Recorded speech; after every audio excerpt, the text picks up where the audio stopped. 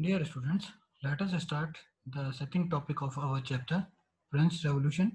In the previous topic of this chapter, we have read that the French society was divided into three states, and the third state, that was known as commons, they have to pay all the taxes, and the first two states, and that was clergy and nobles, they enjoy all the privileges. The economic condition of France was not so good, and because of the poverty, because of the increase in the population, because of the crop failure, because of lack of we can say proper wages to the workers and peasants, their condition was not so good. So the second topic is about the outbreak of revolution. Because of all the previous reasons which we have already read in the previous section of this chapter, हमने पहले वाले section में सभी जो main topics थे जिसमें हमने social, economic और पॉलिटिकल कॉजेज के बारे में पढ़ा था, जिनकी वजह से फ्रांस की स्थिति जो है वो खराब हुई, फ्रांस की स्थिति बिगड़ी और फाइनली जो है आउटब्रेक ऑफ रेवोल्यूशन या क्रांति की जो शुरुआत है वो हुई। तो यहाँ पर हम जानेंगे कि कौन से जो कारण थे, जो कारण जिनके बारे में हमने पहले प्रीवियस उसमें सेक्शन में बात की थी, वो आगे किस तरीके से और ज़्यादा जो है अनकंट्रोलेबल हुए और धीरे धीरे रेवोल्यूशन कैसे स्टार्ट हुई। तो let us begin with this topic. तो Louis 16 had to increase taxes for reason you have learned in the previous section. We have already read this. How do you think he could have gone about doing this?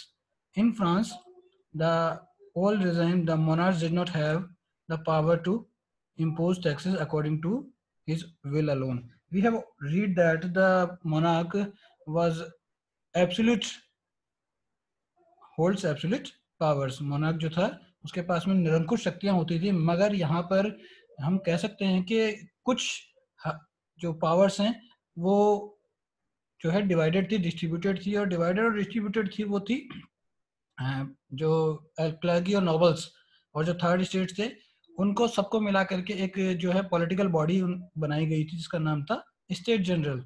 तो जो है tax बढ़ाने का जो decision है वो वहाँ का राजा स्वयं खुद नहीं ले सकता था, उसे इसके लिए जो अपनी स्टेट जनरल है, जो प्रतिनिधि सभा जिसको बोला जाता है, प्रतिनिधि सभा में इस टैक्स बढ़ाने की जो प्रोसेस है उसको पूरा करना जरूरी था, वहां से जो है इसकी परमिशन लेनी जरूरी थी। Rather, he had to call a meeting of State General, which would then pass his proposal for new taxes.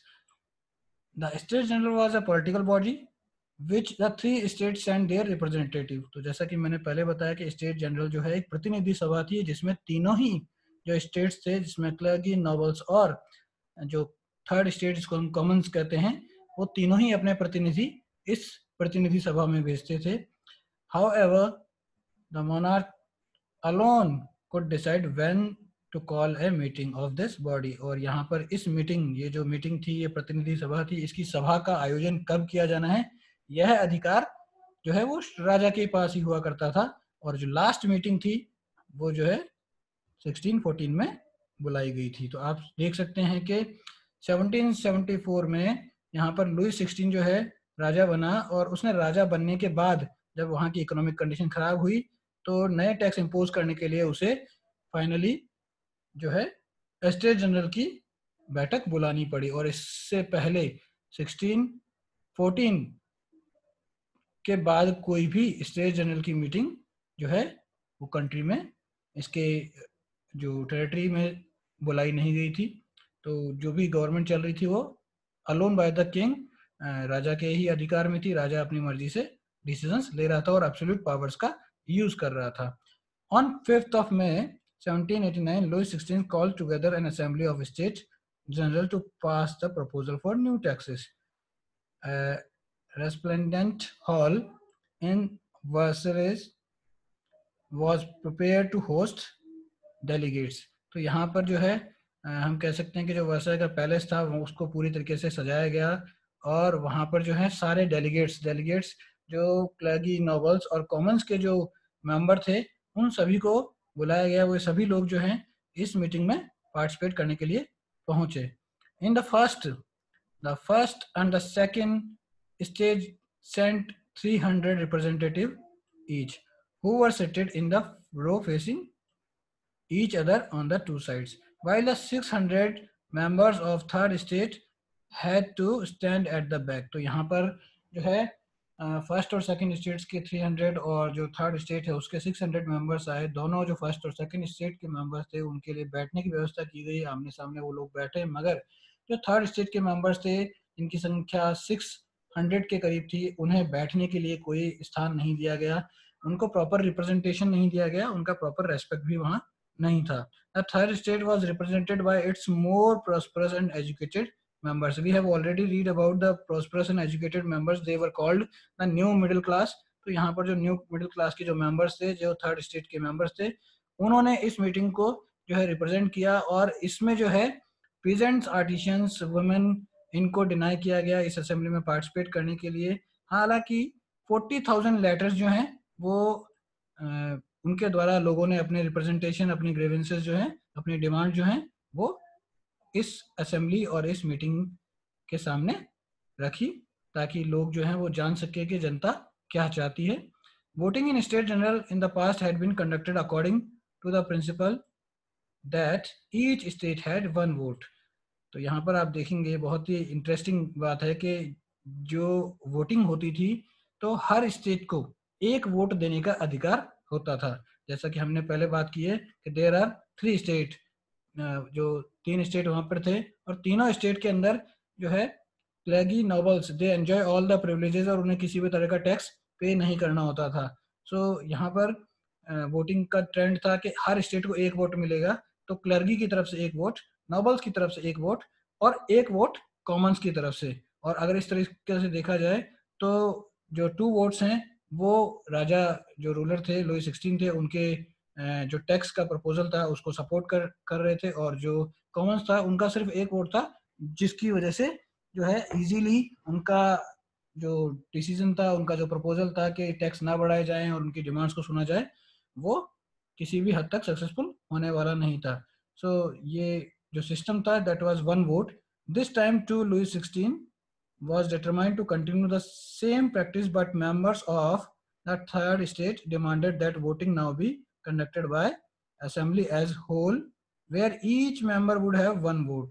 तो जो थर्ड स्टेट था वो इस सिचुएशन को समझ चुका था और उसे ये क्लियर था कि अगर 2 वोट, सिंगल वोट मिलेगा, 1 vote to 1 state, in such situation उनका जो टैक्सेस बढ़ना है वो लगभग तय है। इसीलिए दे डिमांडेड कि जितने भी मेंबर्स अवेलेबल हैं सभी से वोटिंग करवाई जाए, ईच पर्सन जो है वो वोट दे, और उसके बेस पर जो भी मेजोरिटी ऑफ वोट होगा, रिजल्ट होगा, उसे हम एक्सेप्ट करेंगे। This was one of the democratic principle put forward by the philosopher like Rousseau in his book Social Contract। तो यहाँ पर ये एक डेमोक्रेटिक प्रिंसिपल है जिसके अंदर जो हम डेमोक्रेटिक कंट्रीज देखते हैं वहाँ पर हम ये देखते हैं कि सभी लोगों को वोट देने का अधिकार होता है और किसी भी तरह का कोई उनमें भेदभाव नहीं किया जाता है। जबकि यहाँ पर हमने देखा कि फर्स्ट और जो सेकंड स्टेट है उन्हें जो है स्पेशल प्रिविलेजेस मिल रही थी, और जो वोटिंग राइट था वो सभी के लिए नहीं था, वो स्टेट के लिए एक होल, एक स्टेट के लिए एक वोट यहाँ पर दिया गया था। तो इस तरीके से ये जो असेंबली थी, असेंबली जो है सक्सेसफुल नहीं हो पाई, और जो रिप्रेजेंटेटिव्स थे, representatives of third state viewed themselves as spokesmen for the whole French nation. On 20th June they assembled in hall of an indoor tennis court ground of Versailles। तो यहाँ पर जो है जब उनकी डिमांड्स नहीं सुनी गई तो they represent themselves as a spokesman for the whole nation, उन्होंने पूरे फ्रांस के आवाज के रूप में अपने आप को प्रेजेंट किया, और एज ए लीडर वो जो है फ्रांस का जो टेनिस कोर्ट था वहां पर असेंबल हुए।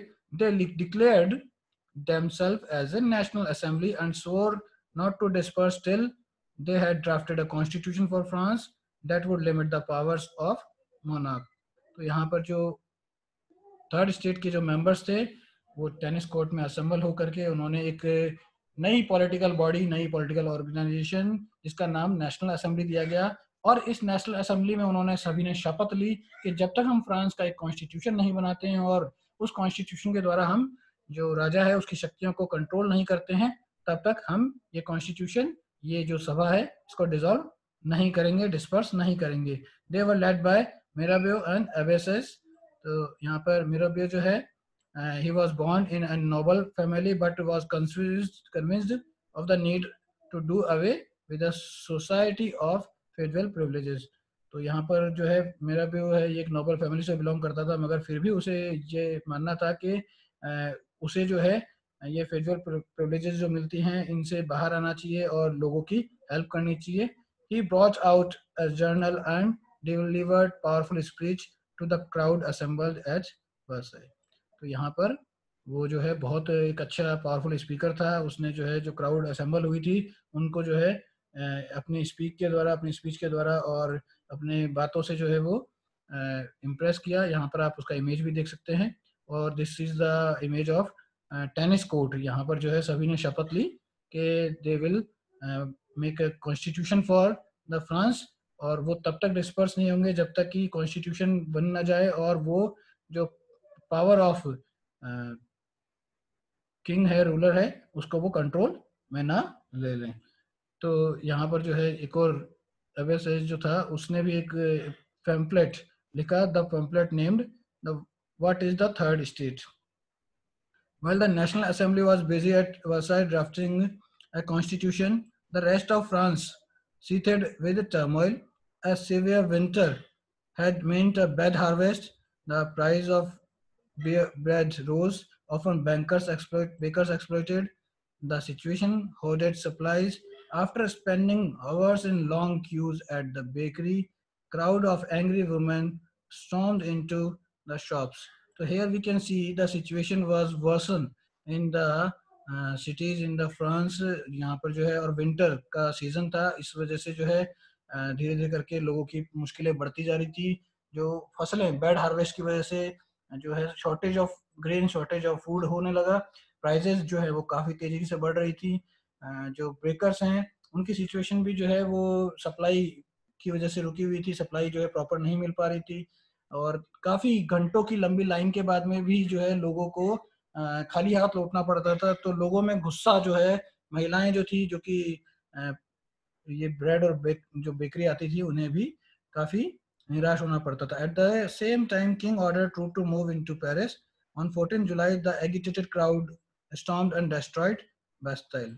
तो जिसके बारे में हमने चैप्टर के बिगिनिंग में बात की थी कि जो 14 जुलाई को रेवोल्यूशन स्टार्ट हुई और रेवोल्यूशन में जो क्राउड थी जो कि जिसकी संख्या लगभग 7000 थी, उन्होंने जो है डिस्ट्रॉय कर दिया था बेस्टाइल फोर्ट को और उन्होंने कंट्रोल कर लिया था फ्रांस के जो जितने भी ऑफिसर्स थे और जो फोर्ट्स थे उनके ऊपर।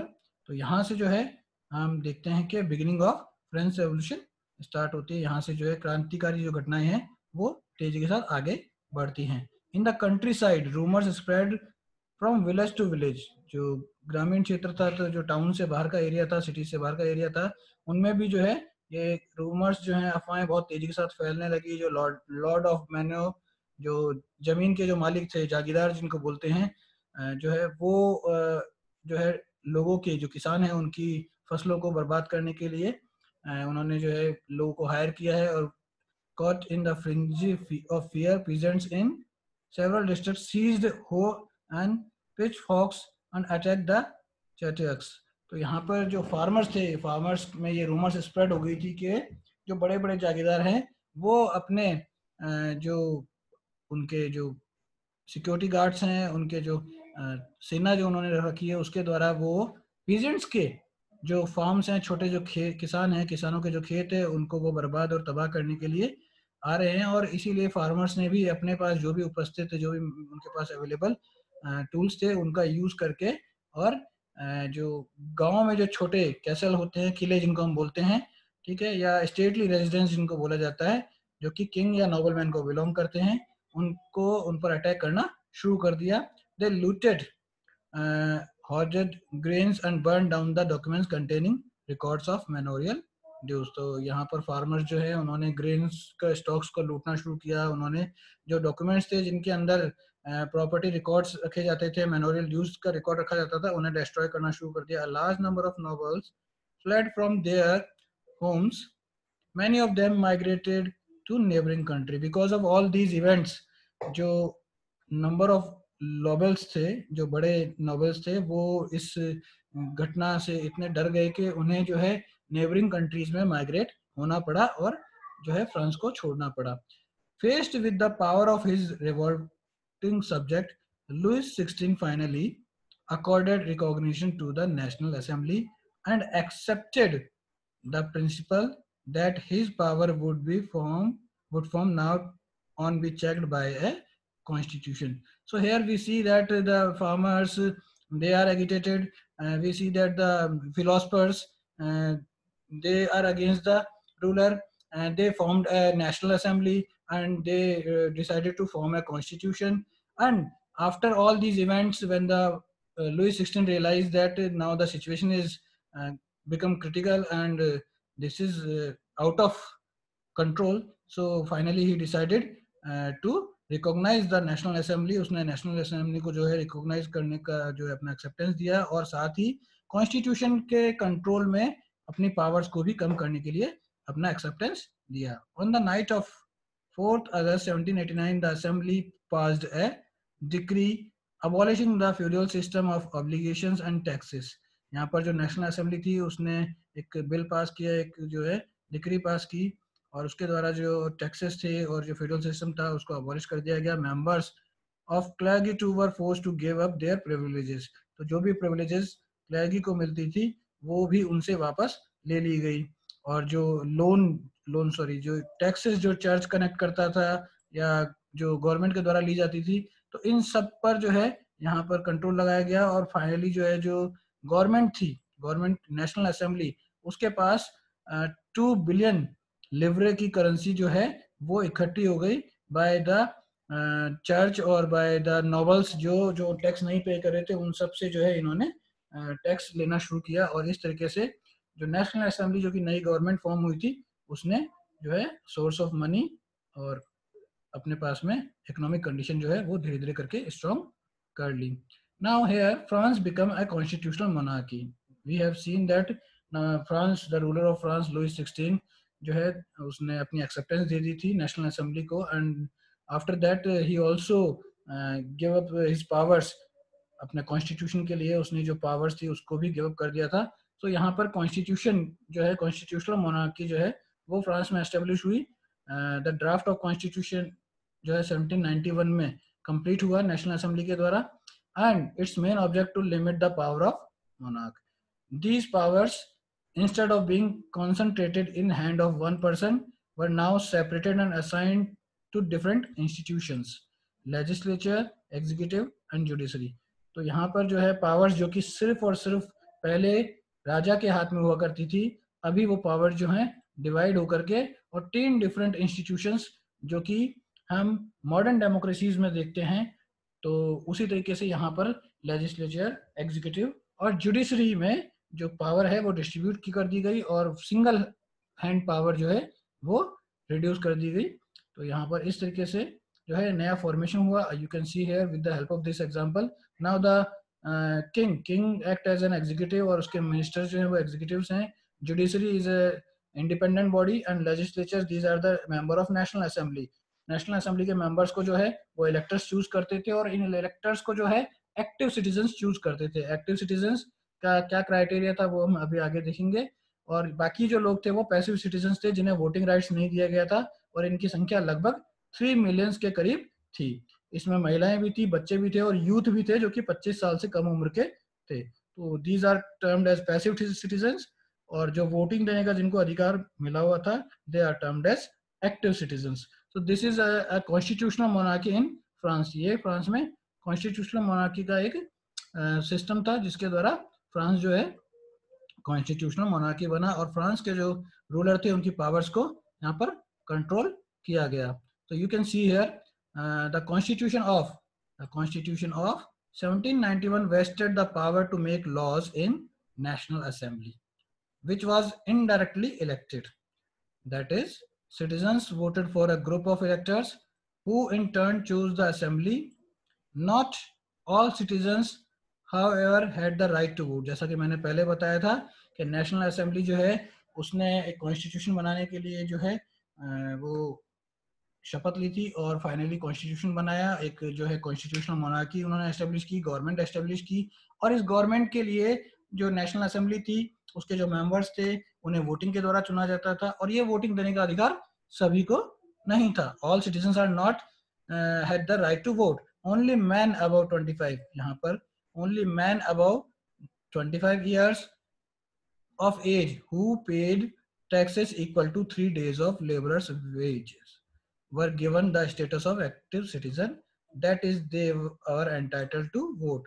तो जो भी वर्कर, जो भी व्यक्ति वेजेस के 3 दिन का जो वेजेस होता था उसके इक्वलेंट टैक्स पे करता था, उसे जो है एक्टिव सिटीजन का दर्जा दिया गया था और उसे ही वोट देने का अधिकार दिया गया था. तो यहाँ पर जो है criteria to become a voter जो है वो है एक तो 25 ईयर ऑफ एज और दूसरा है 3 days ऑफ लेबरर्स वेजेस. इतना जो टैक्स पे करता था और जिसकी एज जो है 25 ईयर से अबव थी और साथ ही वो मेल भी होना चाहिए, तो उसे एक्टिव सिटीजन का जो टैग है एक्टिव सिटीजन की कैटेगरी में रखा जाता था. And the remaining were man and women were classed as passive citizens. To qualify as an elector then as a member of assembly a man had to belong to the highest bracket of taxpayer. तो अगर कोई भी व्यक्ति national assembly का member बनना चाहता था तो उसे highest bracket of tax payer की कैटेगरी में होना जरूरी था. जो जितना ज्यादा टैक्स पे करता था, जो highest bracket of tax payers थे, they become the member of assembly. और उनको चुनने का काम जो था वो करते थे एक्टिव सिटीजन्स, जिनके बारे में हमने यहाँ पर देखा था. 25 year of age, at least 3 day of laborers wages as a tax, or they are termed as active citizens. So this is about the how they choose their government, national assembly members, and how the national assembly controls the ruler, controls the king, and how this system works. तो यहाँ पर passive citizens, active citizens की हमने बात की. इसके अलावा ये नेशनल असेंबली के जो मेंबर्स हैं उनको चुनने का काम इलेक्टर्स करते हैं, और ये जो नेशनल असेंबली है ये किंग को कंट्रोल करती है, इसके मिनिस्टर्स को कंट्रोल करती है. तो ये पूरा एक स्ट्रक्चर है. So here comes the constitution. जो कॉन्स्टिट्यूशन की नेशनल असेंबली बात कर रही थी, तो this is the constitution of France, the constitution of 1791. and you can see here declaration of rights of man and citizen. The constitution began with a declaration of rights of men and citizens. Rights such as right to life, freedom of speech, freedom of opinion, equality before law were established as natural and inalienable rights. That is, they belong to each human being by birth and could not be taken away. It was the duty of state to protect each citizen's natural right. तो यहाँ पर जो है most common rights जिनको हम जो है basic fundamental rights कहते हैं, राइट टू लाइफ है, फ्रीडम ऑफ स्पीच है, फ्रीडम ऑफ ओपिनियन है, इक्वलिटी बिफोर द लॉ है, इन सबको एस्टेब्लिश किया गया और इन्हें नेचुरल और इनएलिनेबल राइट्स जो है का दर्जा दिया गया. इन्हें किसी भी कंडीशन में हर व्यक्ति को प्राकृतिक नेचुरली सबको मिलने चाहिए और इन्हें किसी भी परिस्थिति में हटाया नहीं जा सकता.